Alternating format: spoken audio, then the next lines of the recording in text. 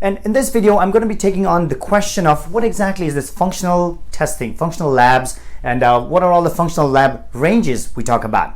So we all know when you go to a conventional, lab work, there's certain ranges they tell you, right? Your blood levels, your all these kind of things should be falling between a certain level, a reference range, as we like to call it.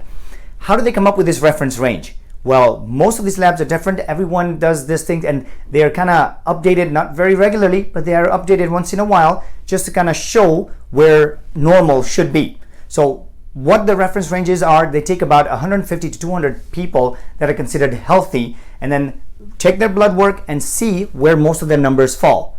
Now that is again what they say, where 95% of the population falls is considered normal. Now and then of course there's the 2.5% on each side, is either if you're on that side you're low or you're high. These are high, some of these reference ranges are calculated now. Now again, most of these reference ranges, again, some of these can be very large. So that's, I've written this thing for TSH, that's your thyroid stimulating hormone. The reference range starts at 0.45 and the higher end of it is 4.5. That is a huge range. So again, if you fall anywhere below this thing, you're considered to have some kind of issue. And if you're anywhere higher than this, you're considered to have an issue. So most of the times, we've had ladies that go to the doctors and say, I have all these symptoms. I have got, I'm tired. My hair is falling off. What's going on? But my lab work shows I'm normal. So my doctor says that it's all in my head. Well, again, that's why we talk about something called the functional range. You don't have to show symptoms. You don't have to be crazy sick for you to be given some kind of treatment or some medication or something. So if you're looking at this to be the normal ranges, well, this blue area, this midsection right here is what we call the functional range. This is where your body is functioning at its optimal. That's considered where, again, if you're looking at 95% of the population, I was just at the airport about 2 days ago, and walking through the airport, when you say 95% of the population is healthy, I think that's kind of stretching it a little bit, because again, it's tough now, right? So when you look at some of these, if you're about right in the center part, or more of the center part of the ranges, that is what we like to call the functional range. This is where your body's functioning at the right levels. Now, if you kind of, fall a little bit below, I'm not saying you're going way down here. There's a specific range. If you just fall a little bit below or a little bit higher, see on the red ranges there? Yes, you may not have the full-blown symptoms of certain things, but why wait till your body is broken down? Why wait till something is really hurting or bad for you to fix anything? Why don't you correct it when it's at this level so we don't end up with any of those symptoms? So that's what we like to do. So stay between this guys here. You are actually, the way I said, you don't have to have full-blown symptoms of everything. But if you do fall in that, it's always a good idea to have certain things checked out and done. Because again, what we do now, or what allopathic medicine does nowadays, is symptom fixing. That's the easy way out, right? What are you doing? You see a symptom, you're going to give it something to kind of help control the symptom. Well, you end up with GERD, you have acid reflux. What do they give you? Well, they give you Nexium or Prilosec or something like that to help bring that in the GERD. You end up with depression. Depression is a symptom. So what do? Well, they give you some kind of antidepressant to kind of help control your depression levels. Same thing goes with pain. If you're very tired, here's some Synthroid. Let's give you some Synthroid to try and help you with your energy levels. Hormonal issues. Well, hormone issues, any of these things is not a deficiency of a medication.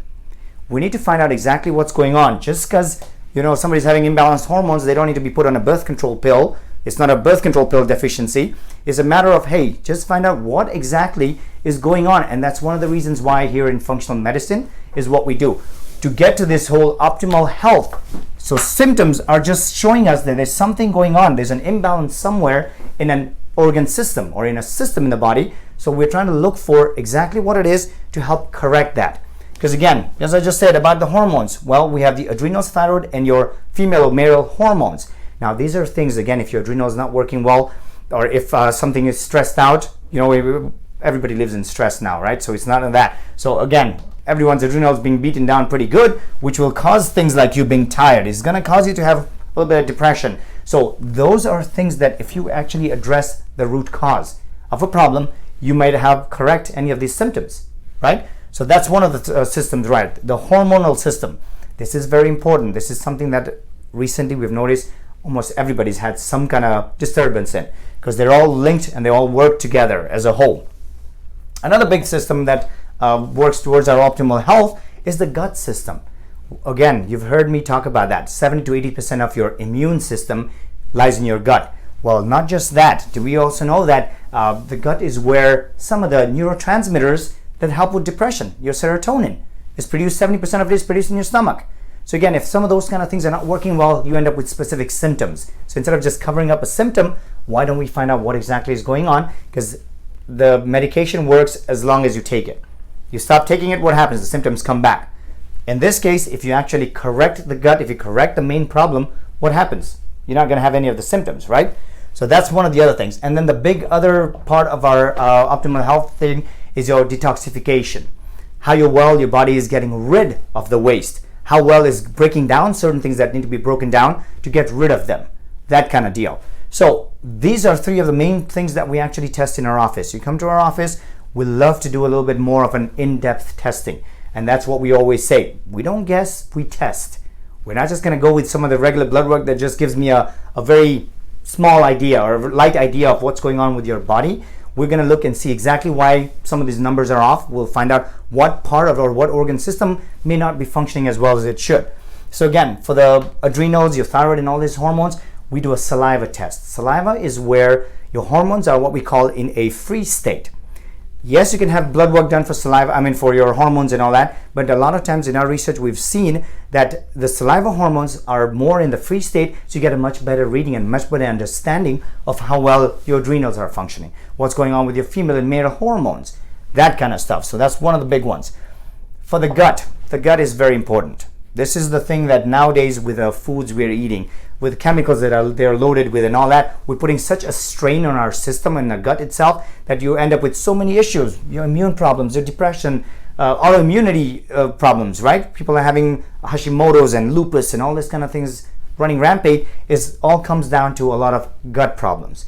So what do we do for that? Well, the way I said, foods are a big thing. So we test for food sensitivities. Those are intolerance testing. This is where we check and see what foods your body is kind of having some sort of issue with, right? And if we know what it is, we know to correct or take those things away, gives your body or your gut a little break, gets things functioning better. There's something called a SIBO test. SIBO stands for small intestine bacterial overgrowth. This is also something that's very common with a lot of people that have autoimmune conditions, any kind of thing where your immune system or your gut or something's not working well. SIBO is a big one to blame, because this is where you're having an overgrowth of the bad guys in the area where it's not supposed to be. So we test for that too. And then there's the other big thing is parasites. Not a lot of people are familiar, or not a lot of people know that you can test for parasites by doing certain blood work, certain testing to find out, if people travel. You go on a vacation somewhere, you come back, you just start not feeling good. You don't always just come back and feel bad. Sometimes it can be even a few months later, because it takes time for some of those parasites to build up in your system. So parasites are huge for any kind of dysfunction in the gut. Now for the detoxification process, this is your liver and the gallbladder. Yeah, the hepatobiliary system helps what breaks down a lot of things and helps your body detoxify things. So there's something called an organic acid test, and there's also the mineral deficiency test. For a lot of the detox to occur, there are certain metabolites. There are certain things that need to be broken down into something else or converted into something else. Well, a lot of times and then most of those conversions actually require certain minerals. Your selenium, your zinc, your iron, some of these kind of deals, which if your body is deficient in, what happens? That A does not convert into B as well as it should, and you end up with issues. You have too much of A sitting around and not enough B. So that's why your body does not function as well as it should then. So these are all the major organ systems that we have to pay attention to. These are things that we do look at as functional medicine, because again, that's part of your overall optimal health deal. So if you're not addressing that and you're just covering up symptoms with certain medications, yeah, you'll feel good, not good, but you might feel a little relief for a little while, but what happens? Symptoms come back as soon as you stop taking them. So why not find out exactly what the whole problem is, help revitalize the system, correct the system, make it function the way it should, and what happens? The symptoms will take care of itself. They disappear. That's how functional medicine works. And that's one of the big reasons why functional medicine is gaining a lot of interest, and not just popularity, but there's also a lot of medical doctors who are actually interested in functional medicine now, because they've realized that just kind of symptom fixing doesn't seem to be solving the problem. So I hope this information has helped, and again, if it has helped you, please share this information. Share it with somebody that might not know this, or not have an understanding of what exactly is this whole functional medicine and what we do in our office. So please share this information, and as again, I'll see you next time in the next video. Thank you.